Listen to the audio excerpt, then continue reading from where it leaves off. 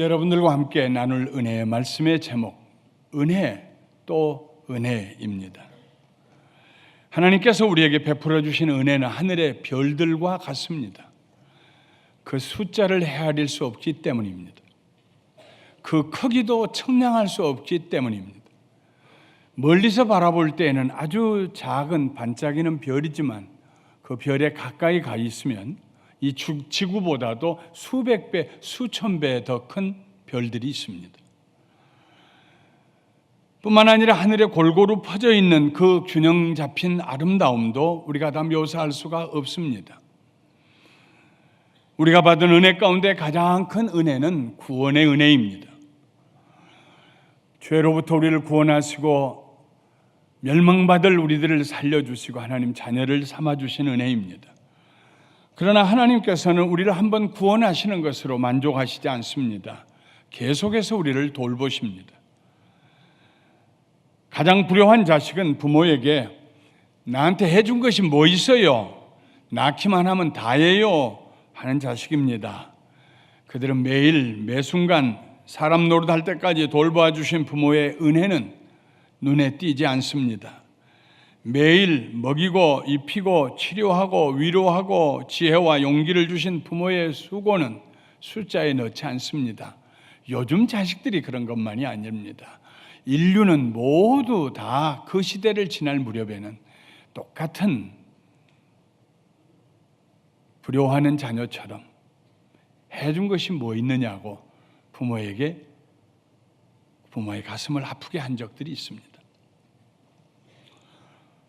우리를 죄에서 구원하신 은혜가 다가 아닙니다.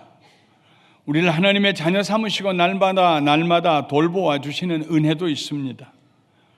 예수님은 우리를 고아와 같이 버려두지 않으시겠다고 했습니다. 고아는 부모가 낳기는 했으나 여러 가지 이유로 인하여서 손수 기를 수 없는 그런 자녀들을 말합니다. 우리 하나님은 우리를 낳으셨습니다. 복음으로 낳으셨습니다. 낳으실 뿐만 아니라 하나님께서 기르셨습니다. 돌보십니다. 시편 139편에는 다윗이 아마도 그의 나이가 들어서 하나님께서 그와 어떻게 동행하셨으며 그에게 어떤 은혜를 끼쳤는가를 깨닫고 난 다음에 하나님의 은혜를 생각하면서 노래한 그런 시입니다. 시편 139편에서 우리는 다윗이 반복해서 외치는 소리를 듣게 됩니다. 그것은 나는 고아가 아닙니다. 나는 고아가 아닙니다. 나는 고아가 아닙니다. 나에게는 아버지가 계십니다. 하늘에 계신 여호와 하나님이 계십니다. 하나님이 나를 돌보셨습니다. 나는 고아가 아닙니다. 이렇게 외치는 소리를 듣게 됩니다. 다윗이 옆에 있는 사람의 손을 잡고 말합니다. 내가 나의 아버지 되신 여호와를 좀 소개해 드릴까요? 이제부터 그분이 나에게 어떤 분이셨는가를 좀 소개해 드리겠습니다. 그리고 말합니다. 세 가지를 말합니다. 첫째로 다윗은 하나님께서 나를 아십니다. 하나님께서 나를 깊이 아십니다. 아주 깊이 아십니다. 하고 말합니다. 하나님보다 다윗을 더 깊이 아는 이가 세상에 없습니다. 아무도 다윗을 하나님처럼 알 수가 없습니다. MRI를 찍고 CT를 촬영해 단층을 촬영하는 것보다도 더 세밀하게 하나님께서는 다윗을 아셨습니다. 책을 한 페이지 한 페이지 읽고 넘겨가는 것처럼 하나님께서는 다윗의 마음을 한 장 한 장 읽으셨습니다. 하나님께서는 다윗이 일어서는 순간을 아셨습니다. 무엇 때문에 일어서는지도 아셨습니다. 우리는 말합니다. 도대체 그 사람 생각을 알 수가 없어. 그러나 하나님께서는 다윗의 생각을 아셨습니다. 멀리서도 아셨습니다. 다윗의 생각이 무의식 세계에서 의식 세계로 넘어오기도 전부터 하나님께서는 다윗이 무엇을 생각하게 될지조차도 알고 계셨습니다. 하나님께서는 다윗의 모든 길을 아셨습니다. 다윗이 언제 일하고 언제 쉬는지도 알고 계셨습니다. 하나님은 다윗의 행동 패턴을 알고 계셨습니다. 단순히 다윗의 단편적인 움직임만 알고 계신 것이 아니라 그의 단편적인 움직임이 전체가 어떤 쪽으로 가고 있는지 큰 그림을 다윗 자신도 볼 수 없는 그의 행동 양식에 대한 그림을 하나님은 보고 계셨습니다. 하나님께서는 다윗의 행동 배후에 숨어 있는 동기도 읽으셨습니다. 하나님께서는 다윗의 말도 다 아셨습니다. 완성된 문장을 다 듣고서야 아시는 것이 아닙니다. 아!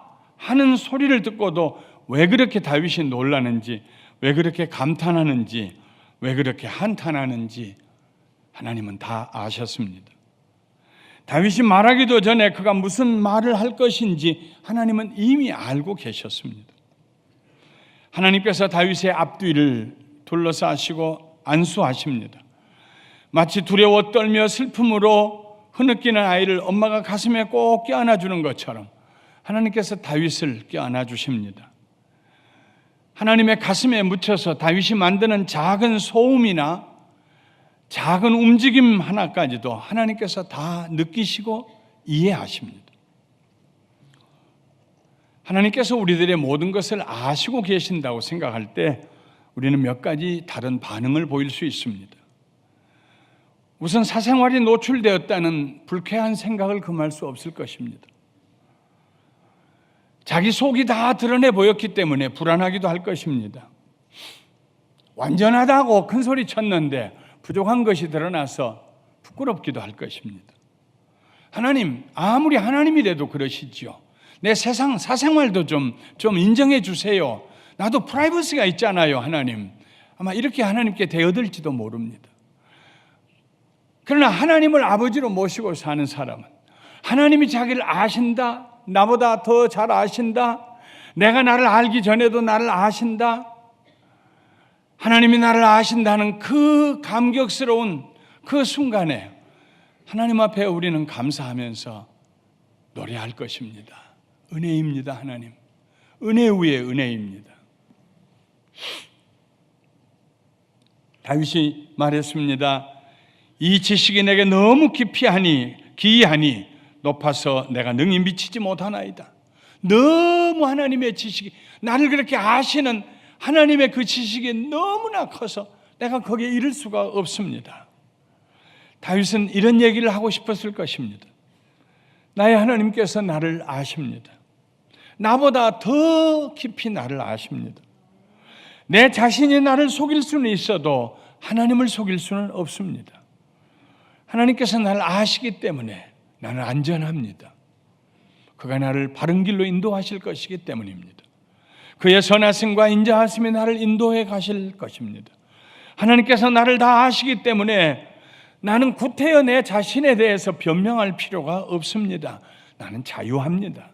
하나님께서 나를 알고 계신다는 이 사실이 내 삶을 신비하게 만들어줍니다. 기이합니다. 다 이해할 수가 없습니다. 은혜입니다. 다윗의 그 마음이 시편 139편 1절부터 6절에 기록이 되어 있습니다.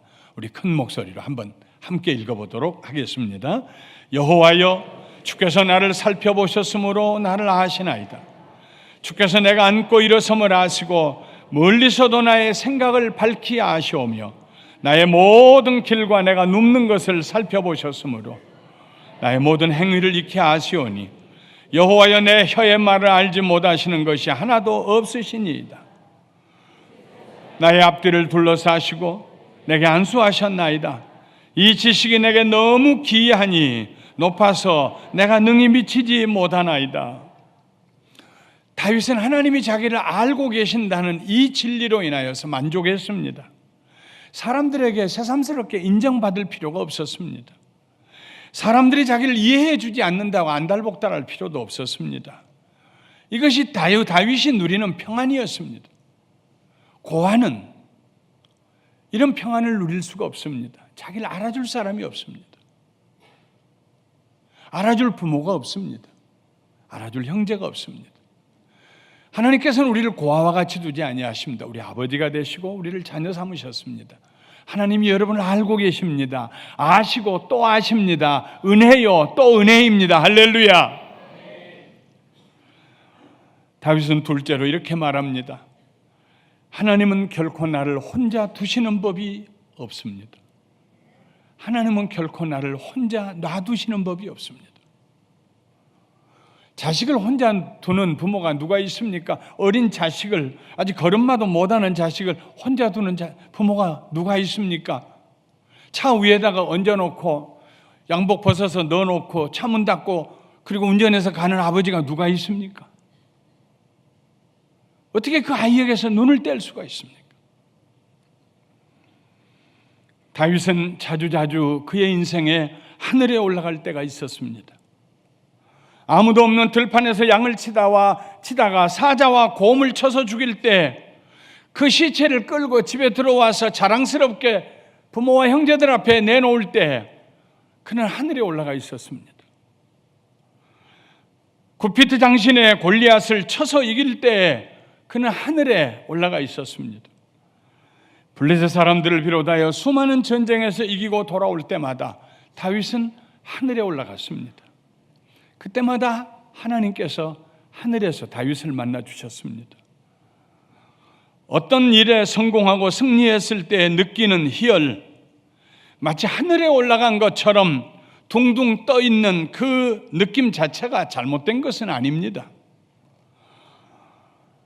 그런 때라면은 우리는 우리 자신을 위해서 우리 이웃들과 함께 잃어버렸던 양을 찾았기 때문에, 동전 한 입 찾았기 때문에, 집을 나간 자식이 돌아왔기 때문에 자축할 필요가 있고 자격이 있습니다. 그러나 중요한 것은 하나님과 함께 기뻐해야 합니다.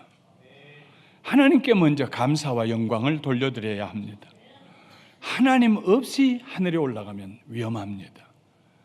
그 자리는 교만한 자리가 될 것입니다. 미끄러져 내려가게 될 것입니다. 부끄러움을 당하게 될 것입니다. 인생의 위기를 맛보게 될 것입니다. 하늘에는 반드시 하나님과 함께 올라가야 합니다. 우리가 어떤 일을 잘했을 때 하나님께서 우리와 함께 기뻐하시기를 원하십니다. 아마 하나님께서 다윗에게 이렇게 말씀하셨을 것입니다. 다윗아, 네가 내 이름을 귀하게 여기고 나가서 골리앗을 이길 때 나도 기뻤단다. 너무 기뻐서 춤을 추었단다. 내 백성 중에 내 이름을 높이는 자가 있다는 사실이 나를 너무너무 흥분하게 했단다. 우리의 삶에 희열이 있어야 합니다. 이기고 극복하고 승리하는 기쁨이 있어야 합니다. 그러나 꼭 기억하십시오. 하늘에 올라갈 때에는 하나님과 함께 올라가야 합니다. 겸손한 자리에 들어가야 합니다. 다윗은 때때로 스올에 내려갈 때도 있었습니다. 스올은 죽은 자가 내려가는 곳이라고 이스라엘 백성들은 알고 있었습니다. 춥고 으시시하고 어둡고 고통스러운 곳입니다. 부하장수 우리아의 아내 밧세바를 범했을 때 그 일이 만천하에 드러나기도 전부터 다윗은 두려움의 구덩이에 빠졌습니다. 나단이 와서 그의 죄를 책망할 때에 다윗은 세상에서 가장 빠른 엘리베이터를 타고 스올로 내려갑니다. 그리고 그곳에 간이 침대 하나 만들어 놓고 누웠습니다. 다시는 일어나지 않으려고 생각했습니다. 다시는 그 구덩이에서 올라가지 않으리라고 생각했습니다. 왕으로서 그의 모든 생애가 끝이 났다고 생각했습니다. 어떻게 백성들 앞에 고개를 들 수가 있습니까? 다시는 빛이 찾아오지 아니하고 영원한 어둠만 덮이기를 원했습니다. 그런데 하나님께서 거기에 계셨습니다. 하나님께서 다윗을 쫓아 내려오신 것이 아니고 그곳에서 다윗을 기다리고 계셨습니다. 후회와 회개의 눈물을 흘리는 다윗에게 내가 너를 용서했다. 일어나라. 올라가자. 아무도 없는 깊은 절망의 구덩이에서 다윗을 물끄러미 쳐다보시면서 이제 일어나자. 올라가자. 말씀하십니다. 모든 지도자들은 나라의 지도자가 됐던 한 가정의 지도자가 되었던 외로움이라는 고질병을 가지고 있습니다. 혼자서 결정을 내려야 하고 혼자서 책임을 져야 합니다. 가까운 사람을 일부러 멀리해야 할 때가 있고 동행하기 어려운 사람과 함께 인내하며 걸어가야 할 때도 있습니다. 다윗은 그런 감정을 새벽 날개를 치며 바다 끝에 가서 거했다고 표현합니다. 밤새 뒤척이며 잠을 이루지 못하다가 만물이 잠들어 있는 새벽에 홀로 바닷가를 거니는 그런 외로운 감정에 사로잡혀 있을 때 하나님의 따뜻한 손이 그의 손을 붙잡아 주십니다. 그리고 함께 걸어가십니다. 어둠 속으로 도망쳤는데 어둠이 물러가고 동이 터옵니다. 하나님 앞에서는 어둠도 제 역할을 못합니다. 하나님의 빛이 비칠 때 만물의 빛이 납니다. 하나님께서 다윗에게 이렇게 말씀하셨을 것입니다. 다윗아, 두려워하지 말아라. 내가 너와 함께함이라. 다윗아, 놀라지 말아라. 나는 네 하나님이 됨이라. 내가 너를 굳세게 하리라. 참으로 너를 도와주리라. 참으로 나의 의로운 오른손으로 너를 붙들리라. 그래서 하나님 손잡고 다시 그 처량한 바닷가를 등지고 삶의 한복판으로 걸어올 수 있었을 것입니다. 그것이 바로 다윗이 받은 은혜였습니다. 높은 곳에서도 받는 은혜, 낮은 곳에서도 받는 은혜, 외로운 곳에서도 받는 은혜. 그것이 바로 시편 139편 7절부터 12절에 다윗이 기록한 내용입니다. 우리 함께 읽어보겠습니다.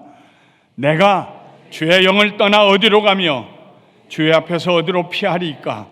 내가 하늘에 올라갈지라도 거기 계시며 수월에 내 자리를 펼지라도 거기 계시니이다. 내가 새벽 날개를 치며 바다 끝에 가서 거주할지라도 거기서도 주의 손이 나를 인도하시며 주의 오른손이 나를 붙드시리이다. 내가 혹시 말하기를 흑암이 반드시 나를 덮고 나를 두름 비춘 밤이 되리라 할지라도 주에게서는 흑암이 숨기지 못하며 밤이 낮과 같이 비추이나니 주에게는 흑암과 빛이 같음이니이다. 아무리 생각해도 은혜입니다. 거기 그곳에 하나님이 계신다는 사실이 은혜입니다. 나를 기다리고 계신다는 사실이 은혜 위에 또 은혜입니다. 그러고 보니까 하나님 계시지 않는 곳이 없습니다. 나를 버려두신 적이 없습니다. 나 홀로 걸어가게 하신 적이 없습니다. 다윗은 또 말합니다. 세 번째로요, 하나님은 항상 나에게 찾아오셔서 너는 말이야, 너는 내 것이다 하고 말씀하셨습니다. 왜냐하면 하나님께서 다윗을 지으셨기 때문입니다. 하나님께서 다윗의 내장을 지으셨기 때문입니다. 어머니의 태에서 다윗을 만드셨기 때문입니다. 최고의 작품으로 만드셨기 때문입니다. 다윗을 신묘막측하게 fearfully, wonderfully 만드셨습니다. 어떻게 이렇게 만드셨을까? 다윗은 자기 자신을 바라보면서 하나님의 신비를 발견합니다. 하나님의 한없는 지혜와 능력을 발견합니다. 우리는 가까이에 있는 하나님의 은혜를 보려고 하지 않습니다. 멀리 있는 거대한 은혜만 사모합니다. 작은 일에 개입하시고 매일매일 우리를 인도하시는 하나님의 은혜는 일상적인 것이니까 건너뛰고 태산 같은 은혜만 사모합니다. 은혜의 한탕주의입니다. 지난밤에 생명이 유지되도록 우리의 몸을 신묘막측하게 만들어 놓으시고 운행되게 하시는 그 하나님의 은혜, 아침에 일어나면서 감사하지 않습니다.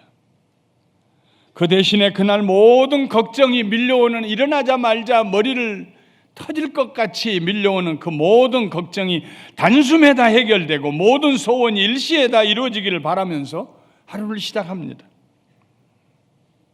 우리 하나님은 우리에게 한없는 은혜를 베푸시고도 우리로부터 고맙다는 말을 듣지 못하십니다.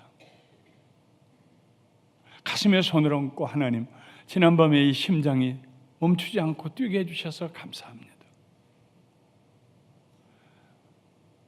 살갗 아래로 지나가는 핏줄을 보면서 하나님, 쉬지 않고 피가 흘러서 내 몸 구석구석에 생명을 전달하게 해주셔서 감사합니다.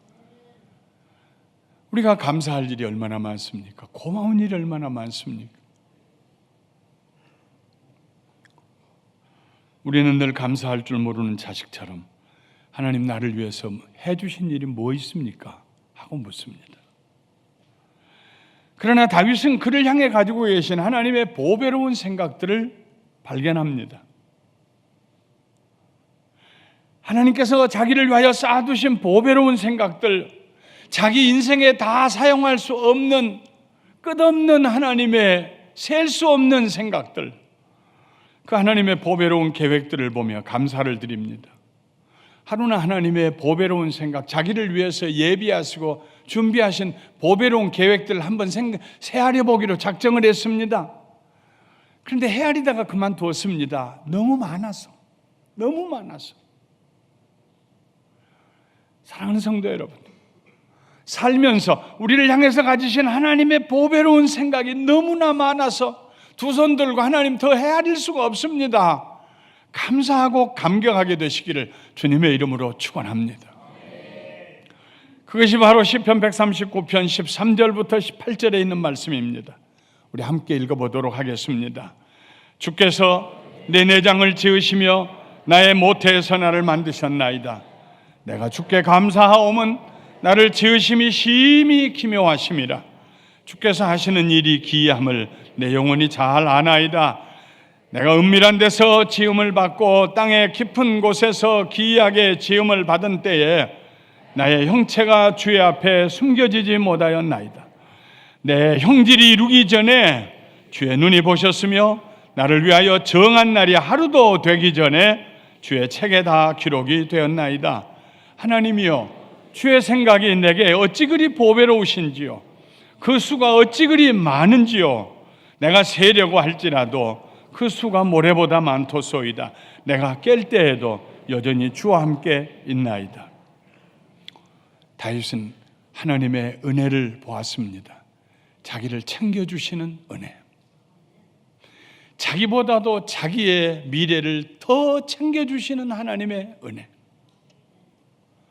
자기가 태어나기도 전부터 자기를 위해 마련해 두신 은혜, 최고의 은혜, 은혜 위에 또 은혜였습니다. 감당할 수 없는 은혜였습니다. 말씀을 마치겠습니다. 하나님의 은혜를 깨달은 다윗은 이렇게 살아야겠다 하고 마음에 결심을 합니다. 나는 하나님 편이 되어서 살아야겠다. 하나님이 기뻐하시는 일이 내 인생에 기뻐하는 일이 될 것이고, 하나님이 싫어하시는 일이 나도 싫어하는 일이 될 것이다. 하나님이 미워하는 것은 나도 미워하고, 하나님이 사랑하시는 것은 나도 사랑할 것이다. 하나님, 내가 그렇게 올바른 분별력을 가지고 살 수 있도록 저를 좀 도와주세요. 영원히 주님과 함께 걸어가게 해주세요. 이것이 마지막에 있는 말씀입니다. 시편 139편 19절부터 24절까지 함께 읽어보겠습니다. 하나님이여, 주께서 반드시 악인을 죽이시리이다. 피 흘리기를 즐기는 자들아 나를 떠날지어다. 그들이 주를 대하여 악하게 말하며 주의 원수들이 주의 이름으로 헛되이 맹세하나이다. 여호와여, 내가 주를 미워하는 자들을 미워하지 아니하오며 주를 치러 일어나는 자들을 미워하지 아니하나이까. 내가 그들을 심히 미워하니 그들은 나의 원수들이니이다. 하나님이여, 나를 살피사 내 마음을 아시며 나를 시험하사 내 뜻을 아옵소서.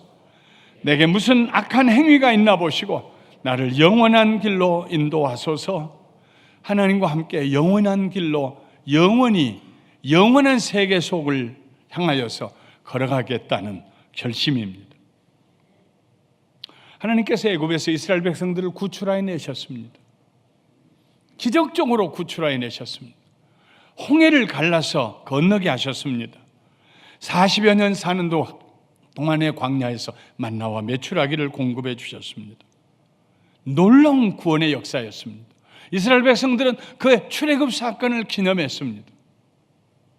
그러나 그들이 잊어버리는 것이 있었습니다. 가나안 땅에서 봄, 여름, 가을, 겨울 사시사철 쉬지 아니하시고 그들을 보호하시고 그들을 돌보시며 그들을 입히시고 먹이시며 그들을 보호하시는 하나님은 잊어버렸습니다. 절기를 쫓아서 애굽에서 구출받은 것을 기념하면서 그런 화끈한 그런 사건이 한번 우리가 경험해 봤으면 좋겠다고 기념을 하면서도 일상 삶 속에서는 하나님의 도우시는 손길은 보지 못하고 우상을 찾아갔습니다. 그들은 현재 여기 임하는 하나님의 임재하심과 은혜를 보는 눈이 없었습니다. 30년, 40년 함께 살아온 부부는 특별하고 파격적인 일이 없어도 매일매일 은근한 사랑의 우물에서 물을 길어 마십니다. 우리의 신앙생활도 마찬가지입니다. 엄청난 사건이 있고 그 사건을 해결해 주신 하나님의 은혜가 있어야만 신앙생활을 하는 것은 아닙니다. 이슬비에 옷 젖는 것처럼 하나님의 평범하고 사소한 은혜들이 우리를 감격스럽게 해줍니다. 하나님께서 나를 나 자신보다 더 잘 알고 계신다는 그 놀라운 은혜, 나를 절대로 혼자 두시는 법이 없다는 그 놀라운 은혜, 그리고 나 자신보다도 나를 더 챙겨주신다는 그 놀라운 은혜. 사랑하는 성도 여러분, 이 은혜를 가슴 가득하게 체험하며 누리며 사시기를 주님의 이름으로 축원합니다.